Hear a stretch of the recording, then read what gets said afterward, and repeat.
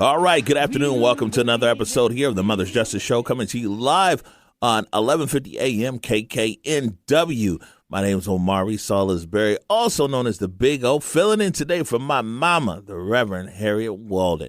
Got a great show on tap for you today. Today we're joined by, Sean, hold on. I got a whole long... Oh, boy. I got a long description of you in here, man, if I can find it. But I will first start off by saying my good friend, and my buddy, Sean Goode. Oh, man. You can stop right there. Spent a lot that's the most substantive part of it all. They spent a lot of time on this. Here we go. Sean Goode is the founder of Movement Makers, a presence into practice ecosystem. Man, I got to figure out what that means. Creating reflective, relational, and curriculum-based spaces for leaders, teams, and communities. A TED speaker. Wow. And that's all in caps, guys. Capital T, capital E, capital D, speaker. And former nonprofit executive. Sean works at the intersection of grace, leadership, justice, presence, and community well-being. Sean Goode, welcome to the Mother's Justice Show. Like I said, you could have stopped at Big O's friend, and we would have been winning right there. You know, it's how we do anything. It's how we do everything. And my mama's listening. She said, but why didn't you give Sean Goode no good introduction? Well, I'm glad the good Reverend is listening, and it is an honor to be here in the space that she created. Yeah, listen, man. And that's the marathon woman, man. This show has been on air a very long. It's a long time, huh, Eric? Yeah, it's like, I don't know, over 10 years, something, man. You know, way before Converge was moving, my mama was out here on the airwaves. Yeah, Big O. And, I just got done spending the weekend with my daughter in Detroit.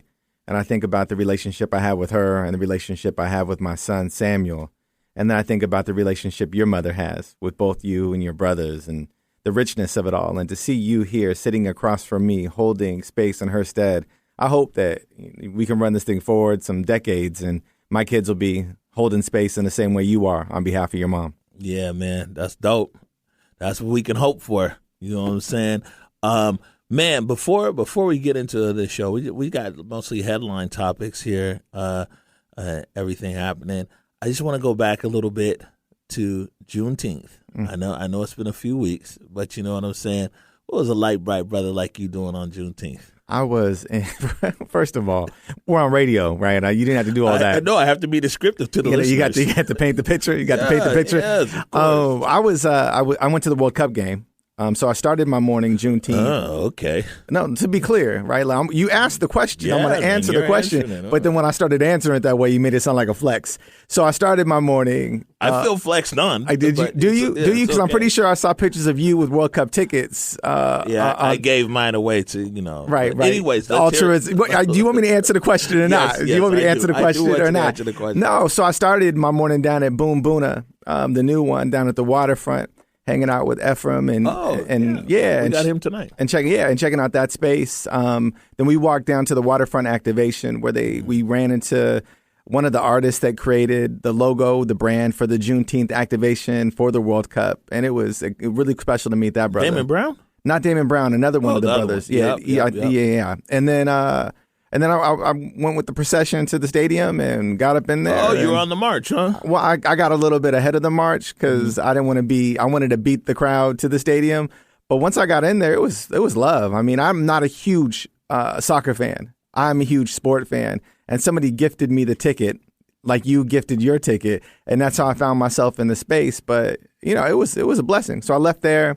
Went back to the house. I was exhausted. Then went out again to an activation in Columbia City where I listened to Darius Woolrich and Owar and wow, man. Yeah. Next time you go to something like that, let me know. Yeah, absolutely. It was a wonderful way to spend Juneteenth, celebrating blackness, celebrating black freedom, and celebrating black identity. So let me ask you this: I'm of the opinion, and clearly you have no problem disagreeing on anything.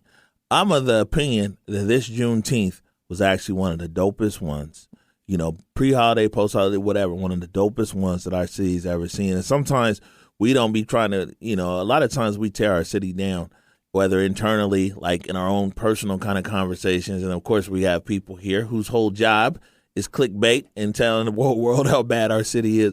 Seattle shined on Juneteenth. You know, that evening, Deaunte, there was a Mariners game that evening. Yeah, I saw that. That was a Juneteenth, and they had the Steelheads jerseys out. Then there was the watch parties, and then there was like Jimi Hendrix Park, and even down in Tacoma. Like man, the city, it was so, and the weather was amazing. Yeah, top to bottom and front to back, it was a perfect day. And here's one of the things we need to lean into is creating a new narrative and owning the new narrative of Seattle. Those of us that have been around for a long time are used to traveling other places and people being like, you live in Seattle? What's in Seattle?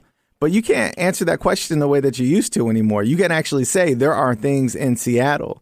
And there's a younger demographic and a demographic of people who aren't from here that have moved in here that are really beginning to activate the space in dynamic ways. And I shout out to those that have been holding space for a long time and are benefiting from the way spaces are now getting activated.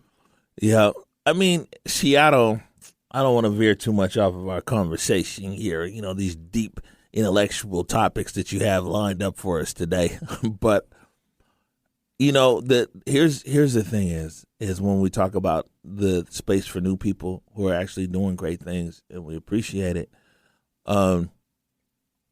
community looks different in different places.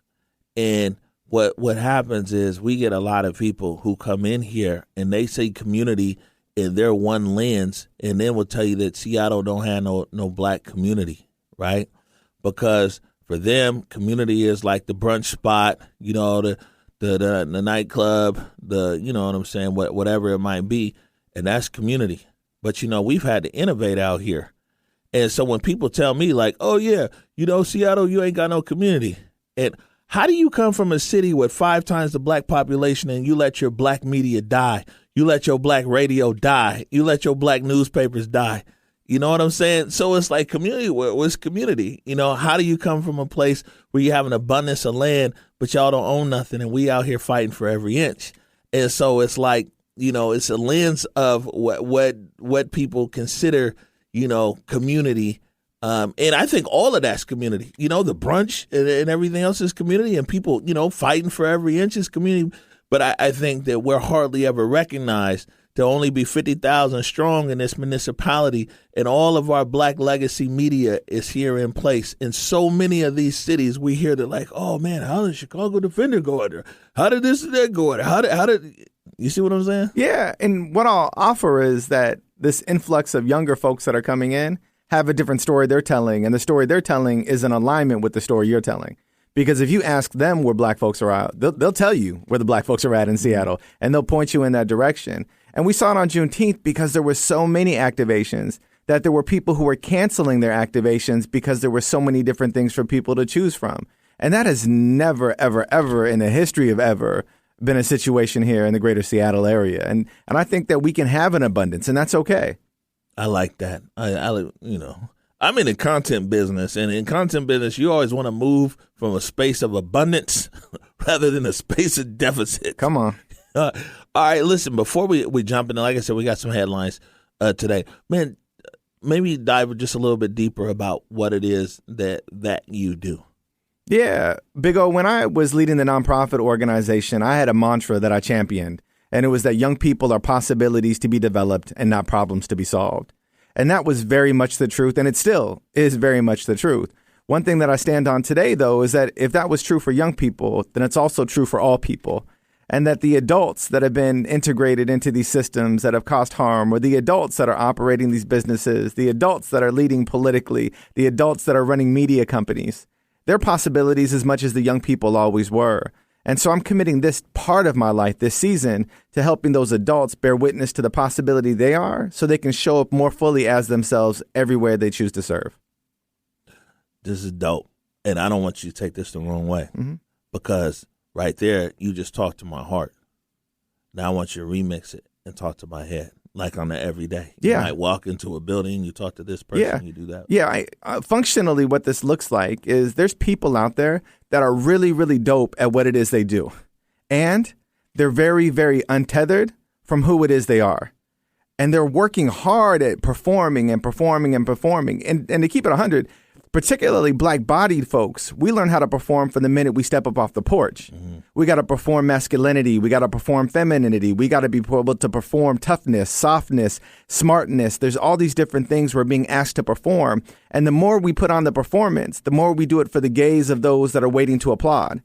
And as that applause begins to get louder and louder, so does our show. But what it does is it creates a distance between who we are performing ourselves to be and who it is we actually are. And the work that I do with people is inviting them to return home to themselves, to reimagine and reintegrate with that part of them, and then go be dope from there. How can I be present before I perform? How can I be still before I act? How can I be curious before I'm critical? These are all questions that I lean into with the humans I get a chance to rock with. You know, I got a few more questions about this in the best way. It's like, where's the line between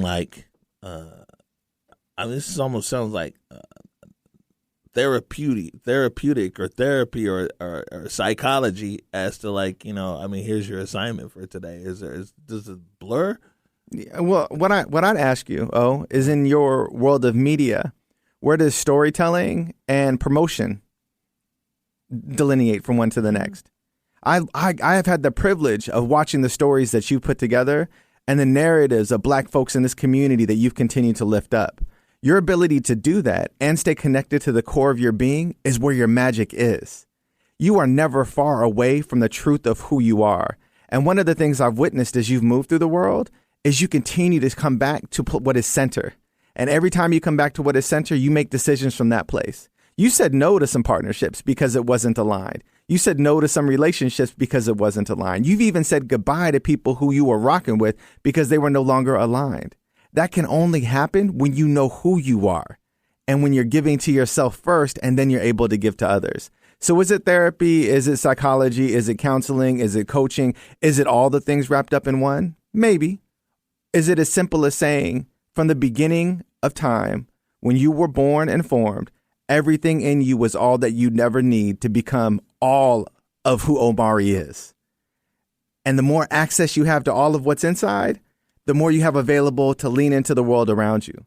It's true in nature, so it has to be true for us. Yeah, that's fire. So what? So you talk to groups, individuals, businesses? Yes. Now I'm playing with all you. Of them. Yeah, I mean, it shows up in different ways. Like I spent a lot of my time with founders, with creatives, with entrepreneurs, with nonprofit leaders.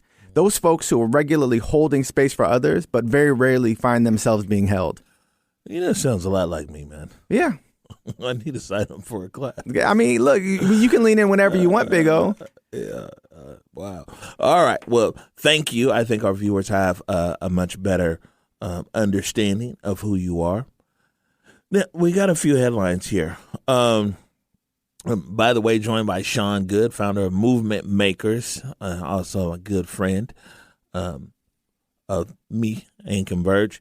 A few things we want to talk about here. And in this one, we actually got one soundbite this week. You got that soundbite, Eric? No? Oh, okay. Well, we thought we had one soundbite this week. Yeah, be there. But we're talking about Deaunte Damper. If he finds it over there in the folder, we'll play it. But, man, Deaunte Damper yesterday, I mean, it was amazing. Hundreds of thousands of people were downtown in the streets of Seattle.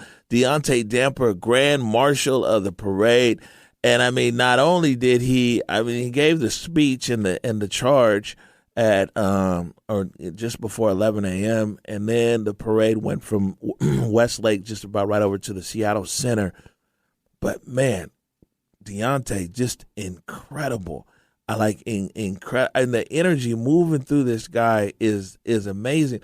And what was really commendable is that on a being named Grand Marshal and then being the physical Grand Marshal there in the man, it's about him. You know, he's been identified as a change maker. But this whole process, he's wanted to include everybody else, and even Falana, who rode in the car with him. You know, her son was murdered back in 2014. You had Ashley McGurta Dare there for mental health. You had the Build Brothers there talking about, empowering young fathers and men. Of course, Converge was there. All the and of course the different communities within the LGBTQ A community, all represented there. I mean, this brother was so intentional to be so inclusive. And even though the spotlight, what's dope about him is he made the stage even bigger. And by doing so, the spotlight focused even more on him. Like, you get what I'm saying? Yeah, absolutely. In fact, you had a video clip that you played prior to us sitting down together and listening to the way that his voice carried, not just for the folks that were there, but will carry beyond that audience, is transformational. Here's the thing that's special about Deaunte. Amongst many things, he's black. He's queer. These things are not separate. They're one. And so both the queer community and the black community see themselves reflected in Deaunte. I don't know how many prides that have pre-existed this one that ran this year. I can't count those. But what I can count is that this year there were more people who were involved, more people front and center that were reflective of the black community than I've ever witnessed in my entire time living in this region. Yeah. And that has everything to do with his ability to bring everybody in. Yeah, nah. It was real special. We got it? Okay. So this yesterday, this was a real special moment. This is right at the beginning of the parade, and Deaunte is acknowledging a bunch of different people and organizations and everything else. And then he came up to me. This is my friend Omari Salisbury.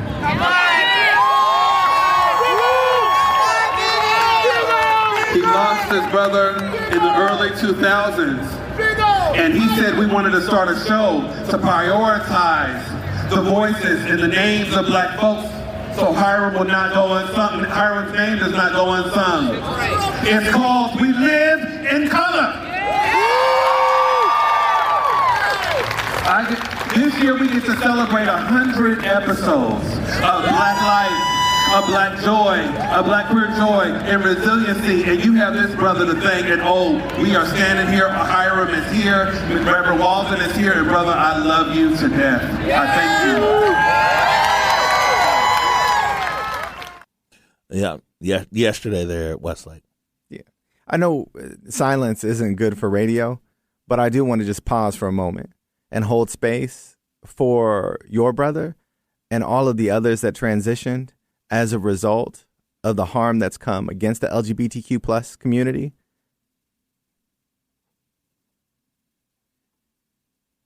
Big O, you are legend, not because of what you've accomplished, but because of who you've chosen to be in the midst of all those accomplishments. You had the option to continue to travel the globe and allow your gift to be spread across all those different countries that you ventured into across the continent of Africa and beyond. And you chose to come back here and consolidate all of your many gifts into a singular space and allow those gifts to live out loud and impact the community at large. I can only imagine your mother listening to Deaunte's expression at home right now, welling up with pride because you get to be her son. Thank you. Man, it's 2 days in a row. I don't know what to say, but thank you. I think that we were talking about that yesterday. That or maybe it was even today. Like the hard decisions that really don't be hard because it's like, nah, I'm good. That's not who we are. That's not what we do. That's not what we into. And being grounded somewhere.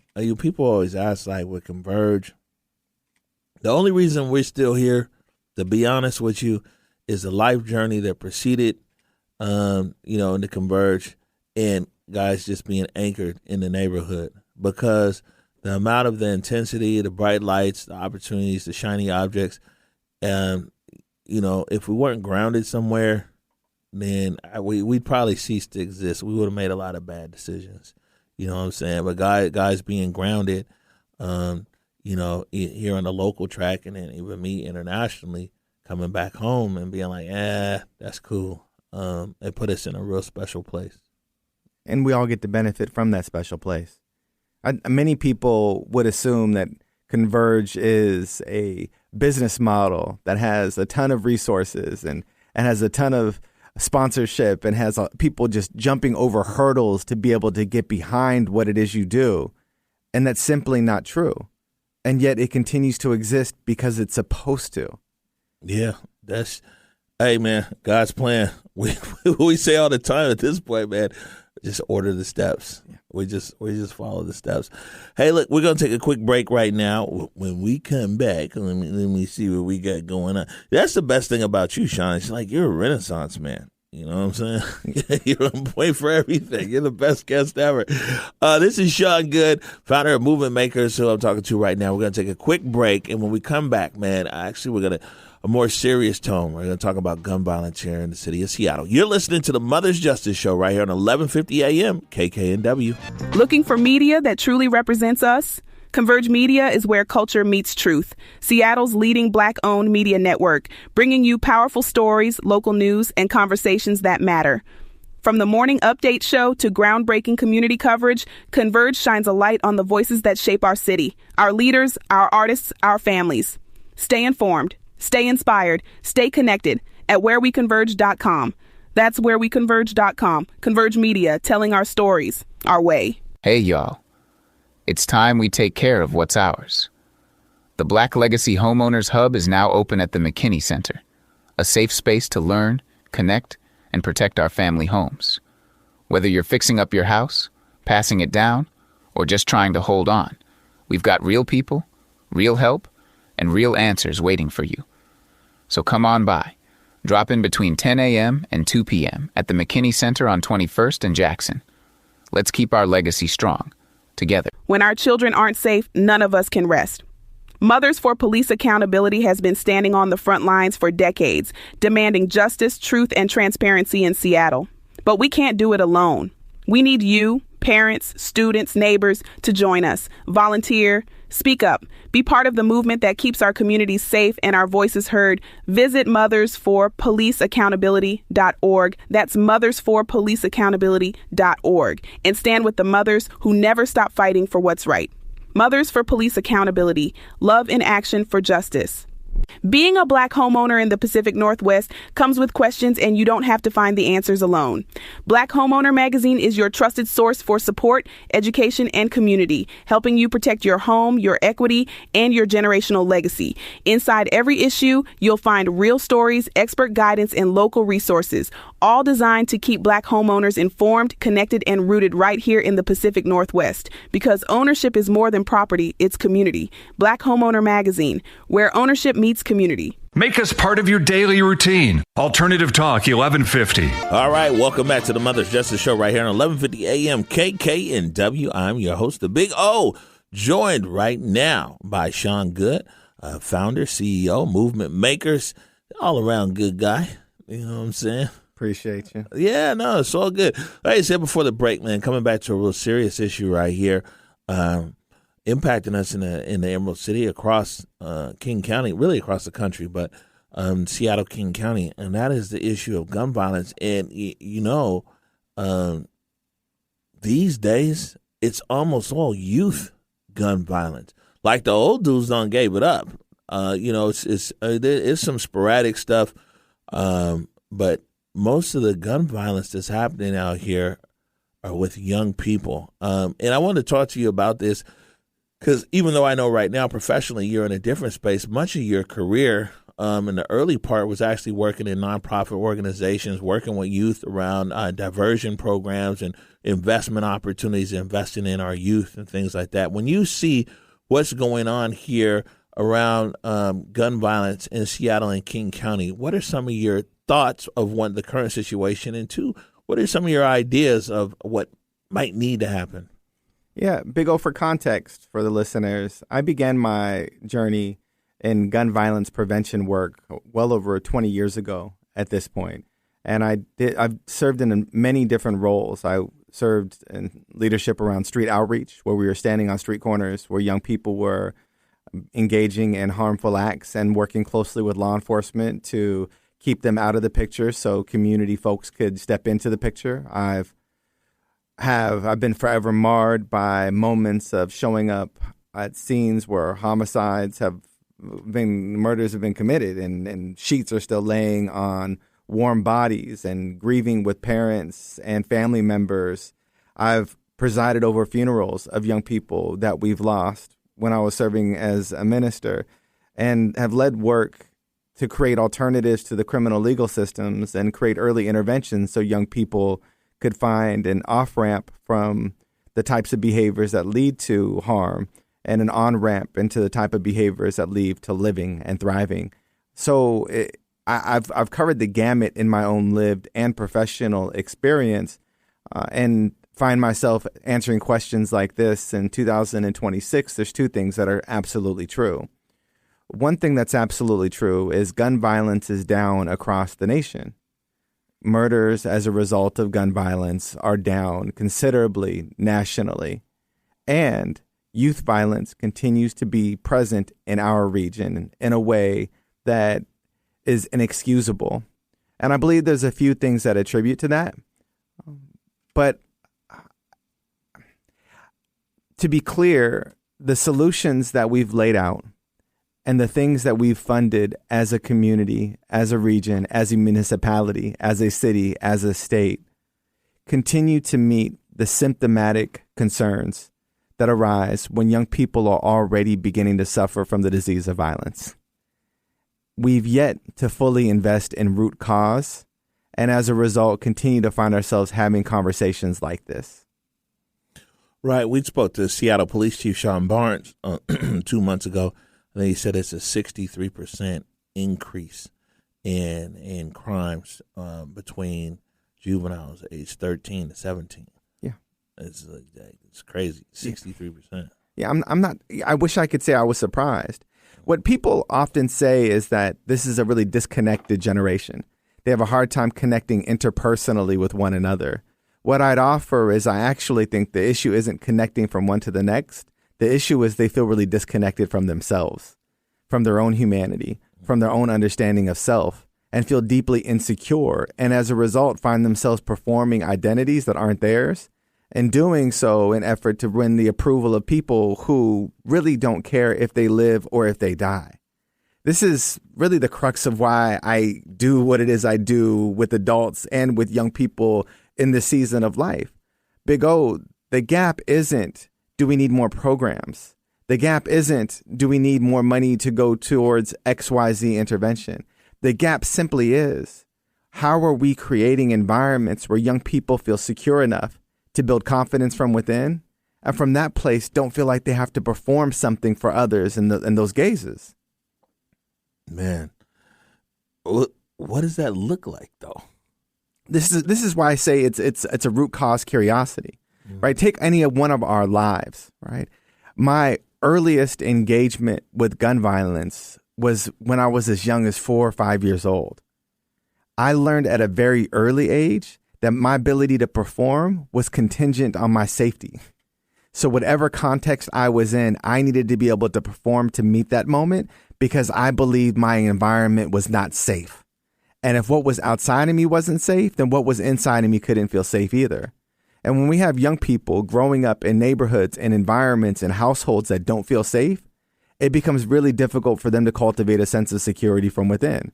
This isn't a school problem. This isn't a household problem. This isn't a third place community center problem.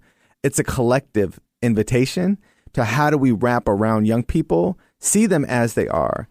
But here's the caveat. I can't see a young person as whole unless I see myself as whole. So if I'm running around the world seeing myself as less than, then everybody I see outside of me, I'm going to witness as less than as well. This is why the adults in this equation matter as much as the young people. It's not who's committing the harm, but it's the harm that's happening that's allowing this harm to be committed.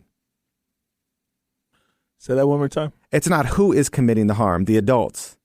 It's the harm that they're causing inadvertently by not witnessing the wholeness of young people that's then allowing young people to live fractured lives and go out here and commit this harm. Yeah, I was going to ask you. I was going to be like, yeah, well, are there examples of what you're talking about? I mean, in where we're at right now, we're here in the city of Bellevue.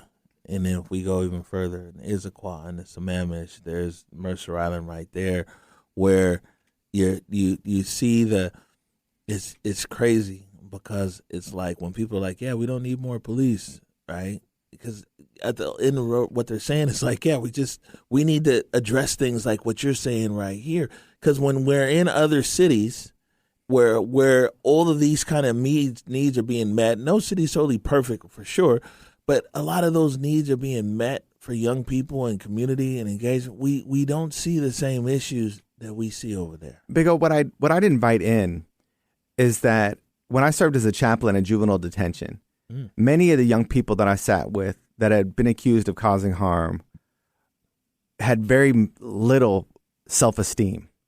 So much so that I would venture to say that their ability to pick up a gun and shoot somebody else was in part suicide by homicide. They cared so little about their own life that it didn't matter what happened to them. They were going to do what they felt like they had to do. See, this is where it becomes not an urban gun violence issue and a broader issue of youth esteem, because what we see in affluent neighborhoods is young people who still self-harm because they're missing the connection with an adult that sees them as whole, so they see themselves as less than. Can I share a special moment I had this weekend with my daughter that speaks to this? Sure. Now, some of your listeners are probably going to be like, of course, but this was a bit of a revelation for me. My daughter's 18. She's really beautiful. And because she's 18 and really beautiful and loves to wear makeup, when we're moving around, there are men that are looking at her all the time. And I watched, when there was a little bit of distance between the two of us, grown men say some things to her that were god awful that I had to eye check and sometimes verbally check them on. But as I was flying back today, something hit. I realized that my daughter knows what a healthy gaze is because she gets to look into my eyes. My daughter knows what it is to feel complete. My daughter knows that she's enough. She knows that she can be held because she grew up in a space where all of that was continually true. So no matter what this noise is from the outside, I don't have to worry about her getting lost in the gaze of someone that sees her as less than, because she knows what it is to be looked at as whole.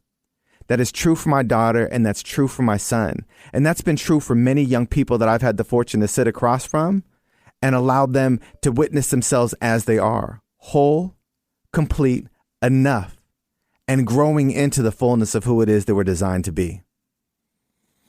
Yeah, man, it's like we got a lot of young people that need a lot of pouring into. I mean, I wish, and there is no, and that's one thing I think almost everybody can agree upon, that there is no just this one thing. It's a lot of different things. But what I always say with Mrs. in the conversation, I think you've kind of hit on that, is that, man, we talk about the system, the system's, yeah, it's there. We talk about X, Y, and Z, but not enough people talk about community, and not enough people talk about home, and not enough people talk about parenting, in all of those kind of things that make a difference. One of the things you talk about esteem and everything else, I know that like growing up, man, just in a neighborhood, not every situation is like Seattle where everybody's been displaced, but, growing up in CD, it was something on the line if you were going to be a bad kid, because everybody knew everybody. You know what I'm saying? And if you did shoplift at Jordan's, man, your parents was going to find out. If you acted up on the bus, it was this and that. Somebody, even the people who was doing dirt themselves, if you was a kid, they'd be like, man, take if you don't go home. And, I think it's so much community that's missing here that had just positive impacts on young people. Because if nothing else, walking by the park, people will recognize you. Hey, ain't you so-and-so son? Big O, you know what it's like? Have you ever walked into one of those houses with many mirrors, like at the carnival at a fair? Not like, like the fairs that people attend. And you walk into one of those funny rooms with all the mirrors, and there's distorted mirrors. There's mirrors where you look wide. There's mirrors where you look small. But if you don't actually know what it is that you look like, if you never had no idea of what you looked like, if you've never been able to look somebody else in the eye and had them reflect back the truth of your identity by witnessing you, then you move through the world in a house full of mirrors looking for the one that proportions you in what's appealing in the moment. This is where our young people find themselves at. Bruh. Sean Goode's in here just dropping gems. We're all like, whoa. So let me ask you this. You've come in here today on the Mother's Justice Show. By the way, we're talking to Sean Goode. He's CEO and founder of Movement Makers. But past career, like you said, going back 20 years, basically in the space around gun violence prevention, especially around youth. What was it then? I mean, you have so many profound thoughts about it even right now. What was it that made you be like, nah, I need to do something else? It's the adults, Big O. It's us. It's us. There's plenty of organizations that are doing work to meet young people where they are. Who's meeting the adults where they are? Like who is walking the adults outside of the room with all the funny mirrors into a space where they can be still long enough to see themselves as they are? Here's my hypothesis, right? Or maybe my theory of change. If adults begin to see themselves as complete, if adults begin to see themselves as enough, if adults trust that they can be held, then they can be in relationships with young people, and those young people can believe the same things. But we live in a world where adults feel so deeply insecure that they feel like they have to perform enoughness, that they have to perform completeness, that they have to perform in order for the world to hold them. And that's simply not the truth. In fact, this is something I share often, Big O, that makes a lot of sense to me. I say that everything manufactured has to be maintained. Okay. The self-help industry in 2024, people in the U.S. spent enough money on self-help that you could give $2 to every breathing person on this planet. Do you know what self-help promises you? That you will get to a place where you see yourself as complete, enough, and worthy to be held. The machine only can promise you what it is that you already have, which is why people perpetually pursue it, because it's already there. But the minute you recognize it's yours, you don't need the machine because you have you, your technology, your machine, the thing that was designed to do what it is that it already does without that noise outside of you.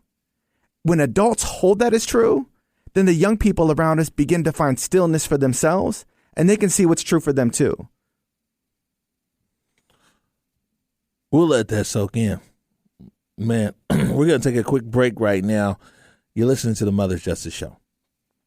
Looking for media that truly represents us? Converge Media is where culture meets truth. Seattle's leading Black-owned media network, bringing you powerful stories, local news, and conversations that matter. From the morning update show to groundbreaking community coverage, Converge shines a light on the voices that shape our city, our leaders, our artists, our families. Stay informed, stay inspired, stay connected at whereweconverge.com. That's whereweconverge.com. Converge Media, telling our stories, our way. Hey, y'all. It's time we take care of what's ours. The Black Legacy Homeowners Hub is now open at the McKinney Center, a safe space to learn, connect, and protect our family homes. Whether you're fixing up your house, passing it down, or just trying to hold on, we've got real people, real help, and real answers waiting for you. So come on by. Drop in between 10 a.m. and 2 p.m. at the McKinney Center on 21st and Jackson. Let's keep our legacy strong, together. When our children aren't safe, none of us can rest. Mothers for Police Accountability has been standing on the front lines for decades, demanding justice, truth, and transparency in Seattle. But we can't do it alone. We need you, parents, students, neighbors, to join us. Volunteer, speak up, be part of the movement that keeps our communities safe and our voices heard. Visit mothersforpoliceaccountability.org. That's mothersforpoliceaccountability.org. And stand with the mothers who never stop fighting for what's right. Mothers for Police Accountability. Love in action for justice. Being a Black homeowner in the Pacific Northwest comes with questions, and you don't have to find the answers alone. Black Homeowner Magazine is your trusted source for support, education, and community, helping you protect your home, your equity, and your generational legacy. Inside every issue, you'll find real stories, expert guidance, and local resources, all designed to keep Black homeowners informed, connected, and rooted right here in the Pacific Northwest. Because ownership is more than property, it's community. Black Homeowner Magazine, where ownership meets community. Want to hear something different from talk radio? Keep your dial on Alternative Talk 1150. Hey, it's the Big O. Right back here at the Mother's Justice Show, joined by my good buddy, my good friend. He said that was all the intro that was needed. Sean Goode. Absolutely. It's a gift to be here with you, Big O. Right. And before, I wanted to talk about, as we wrap up June Men's Mental Health Month, I skipped over something. I can't believe I skipped over it. But, when we started talking about Deaunte, actually, I can believe I skipped over it. Is that, man, so speaking of Deaunte, we talked about Deaunte in the start of the show. We talked about Pride. He's the Grand Marshal, and the Pride Parade was yesterday. Hundreds of thousands of people in downtown Seattle. But, especially I know my mama's listening. Man, when I tell you, Sean Goode, to be out there, and I think people might have saw the video and the pictures of my brother Kun, who had a T-shirt, and the T-shirt said, "Ask me about Hiram." My brother Hiram, man, it's been 21 years since my brother Hiram, he passed away. He passed away from HIV/AIDS. Hiram came out gay in the 80s. We said Seattle was a different place in the 80s. And the Central District, he wasn't accepted because he was gay. In Capitol Hill, he wasn't accepted because he was black. And there were so many people in that space. And a lot of them preceded Hiram in death. And, me and Kun was talking yesterday about how, when we was kids, and when I was a little kid, I didn't really understand a lot of this stuff. But, my mom, she always held space because, man, people, man, you get kicked out. People, if you was gay, I mean, you couldn't even get buried. If you was openly known gay in the Central District, man, wasn't no church gonna bury you? I mean, it was a tough time. We were very tough in our community, and I remember that our house was a sanctuary and was a refuge for young gay, lesbian. The words are way back when, and my mama always had an open door. Man, we ain't have much, and I talked to my mama last night. She was like, "Son, anything that we did have." They had. Kun told a story that, one of the houses we lived in, there was only one room that had heat, and Kun talked about, man, us giving up the room that had heat for some guests. And, my mama just set the bar, you know what I'm saying, for understanding and for all of these things, and as a little kid, my mama talking about unconditional love and everything else. And so for yesterday, to be out there in the front of this parade, man, my brother, it's like 21 years later, man, he lives. And it's such a blessing. And that's why I was so thankful and to be there and to be included, and for Deaunte to include us, because 21 years, man, my brother, I swear to God, he wouldn't believe. Deaunte Damper, Grand Marshal of the parade. I mean, this is wild, that all those years ago, he had to walk around the Central District feeling some kind of way. Is he going to get jumped? Is he going to whatever? And you go up to Capitol Hill and they call you the N-word. There was no peace, no home, no space. And to see where it's at right now, man, it was just really dope. And it was a dope moment for our family, and it's dope right now to be able to recognize how big my mama's heart was all those years ago. And that's why she's so beloved by that community even today. Yeah, Big O. That heart lives within you, and it beats within you. Reverend Walden, I'm so grateful I get to sit across from the son of yours right now and watch the way that he loves, and loves through his words, and loves through that big old heart that he has. There's no straight lines. And in fact, I've long since abandoned the notion of a linear journey, Big O. Mm-hmm. I don't believe that we start at lows and we get the highs and then it goes low again and it gets high and there's some sort of hero's journey here.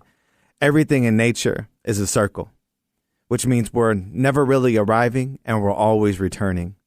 So I'd like to believe that your brother is here and also saw this to be, because this moment that we shared yesterday, that I got to share through the video and you were there in person, was happening at the same time as your brother was on Cap Hill. Different times, different moments, different historical resonance. But the distance between now and then, a blink of an eye. That's real. Sean Goode, bro, he's a deep brother. You know, and I know you're gonna find a way to be like, no, I'm actually kind of shallow. But. Well, no, what I'm saying is that I can only go to the depth that you're willing to travel with me. Yeah, and I appreciate your willingness to always take it there. Well, look, some eyebrows got raised in here with that one. We got to put that in the book. So our last rumor, we got about 9 minutes left. June is Men's Mental Health Month. And, you know, like last month was like National Mental Health Month. And June is men need some extra work out here or something. We got our own month going on. Man, I know you've had a lot of intersection in that space professionally, you know what I'm saying? And then even in your personal movements around and everything else, man. What are your thoughts, especially in our community, with black men when it comes to mental health? I wrote a poem yesterday, or did an improvisational piece called "My Mother Stole My Memories," and I shared it out on IG, and it came from this place. So when I was a child, my mother taught me how to imagine a box. And to take all the hard things that were happening, all the abuse, all the neglect, all the difficult moments, and shove it in the box. And imagine it going into that box and that box closing. And that way, one day I could open up that box and deal with it when I was older. What she effectively did was teach me how to forget, which means I've had a really difficult time the entirety of my life remembering. I share that story when we talk about men's mental health, because many of men have been told to forget it. But you know what doesn't forget? The body. The body does not forget. Keeps the score. The body remembers. And we're lucky the body remembers, because the body tells us the parts of us that still need to be reconciled and to be remembered as whole. See, the way our body works is like this. I'll give you a really clear example, because I know sometimes I can be abstract and a little ethereal. When I was a small child, about 5 years old, I got pushed into a pool. And I remember what it felt like I was going to drown, right? Now, 5 years old, I felt like I was going to drown. I'm 40 years removed from that moment on the 7th, okay? Now, but because my body remembered it, my brain was like, yeah, nah, you're never going to feel that again. So for the last 40 years, my brain has worked to get ahead of my body to prevent me from feeling that. And then what my brain has said is that if you go into water, it's dangerous. You're going to drown. So I've spent years listening to my brain get ahead of my body to tell me something's unsafe when it's not true anymore. But because my brain wants to protect my body from that feeling, everything it's doing is in defense of the body. Now, I know why it's doing that. But think about how many things we don't remember because we were taught to forget. And yet our body is feeling a particular way, and our brain is working overtime to keep us from experiencing that feeling. So it's why we got short tempers. It's why we flash. It's why we don't have the emotional depth to draw from. It's why we feel like we can't be that expressive part of ourselves. It's why we got all these compartmentalized areas. It's because we were told as men, like, you don't need to feel that. You don't need to hold on to that. Get over it. You're going to be okay. But the body knows. And the mind has been working overtime on behalf of the body. And it's time that we bring those two together so we can be in one place at one time. And that's why therapy is important. That's why coaching is important. That's why brotherhood is important, and why community is important. Yeah. Man, I have to agree with you there that there's a lot of brothers just on that island. And whatever it is off that island, whether it's therapy, whether it's, just community, whether it's coaching, whether it's, man, it's a lot of us that are sitting there siloed and reliving. There's the things that we've forgotten, and then the things that we continue to relive that just keeps antagonizing ourselves. Here's the thing about memory. Big O, if I were to ask you, what percentage of things do you think we remember? Out of all the things that have happened, what percentage? It's minuscule. Well, just throw a number at me. I'd say 20%. Oh, you are spot on. It's 15 to 20%. Here's the second question. What percentage of accuracy do you think we have to what we remember? About 5%. This is where people get it wrong. It's actually 90 to 95%. Really? This is why we over-index on our memory. Because we remember such a small percent with such a high accuracy. You're right when you actually say that. The things that I remember, yes, I can break down to you, man. The sky looked like this. There was some popcorn. I smelled this and that, man. That grew up. Come on. Yeah, you're Come right. on. And so here's the thing, Big O. We're taking 50 to 20% of the data, a very accurate 15 to 20%, and imagining 100% of the future. Oh, you couldn't make odds like that in Vegas. You could make odds like that nowhere. You can't predict on 20% of the information. No. But here's what happens, right? When we predict and we get it right, we say, oh, it's because I knew that was going to happen. When we predict and it doesn't happen, we say, oh, it's because this didn't happen and something else changed. But we're constantly creating story for why things are or aren't the way that we believe that they should be, based on 15 to 20% of data that's incredibly accurate, but also very incomplete. So you're right, Big O. We remember things and we remember them well. So we say like, oh, I'm not going to let that happen to me again. But what happened to you was when you were 7 years old, family. You are 50-something years old now. That can't happen to you anymore. But we don't know that because we're projecting a future based on the 15 to 20% that we remember is true. You see what I'm saying here? I understand, and I overstand. And when you just said that, I can imagine someone talking to so many people in my life that I know and being like, you don't have to be afraid no more. Come on. You're not 7 no more. Come on. This ain't going to happen to you no more. Come on. You're in a safe space. Come on. That's just it. So many people I know are moving and acting. Yes. Off of, wow. Big O, that's why I'm standing in this space. I ran into a brother in community the other day, right? He said, what led you to change lanes? What I told him was what you thought was a lane was an on-ramp.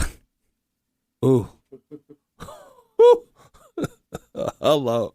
And where I'm functioning now is in a much more expansive place, speaking to those that my heart feels drawn to, which is grown folks, because we are constantly living this trauma out loud, which makes it really difficult for young people to be full and complete because we're running around here like we're not. But allow me to introduce you to yourself, Big O. You are complete. You are whole, you are enough, and you are held. Now, does it mean that you're finished? No. But what it does mean is everything that's inside of you is all that was ever necessary. Everything outside of you that resonates is an affirmation of what's already true inside.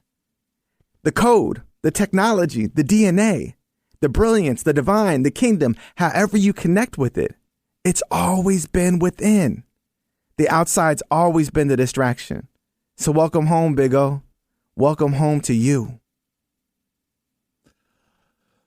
Man, Sean Goode, how can people get up with you? Look, I'm regularly available on LinkedIn. You can find me there. On IG, it's @FindingGoode. Those are the two places that I'm most active. I started posting things on Facebook again because I know there's a population of people who really like go there on the regular, and I want to make sure that I'm not missing them. And so Facebook, it's Sean Goode. Instagram, it's @FindingGoode. And then on LinkedIn, it's also Sean Goode. There's a website in the world, movementmakers.us, that can give you more information about what it is we're imagining in the world around us. Now, we're whatchamacallit, you actually we're going to fill in. Well, basically, we're together again tomorrow night. Absolutely. On the pop-up at 9 p.m. on Converge. Man, do you mind if we have some more of this discussion there? I mean, I was just thinking about, what do we talk? This is where it's at. Big O, I'd be honored. Wow. I'd be honored.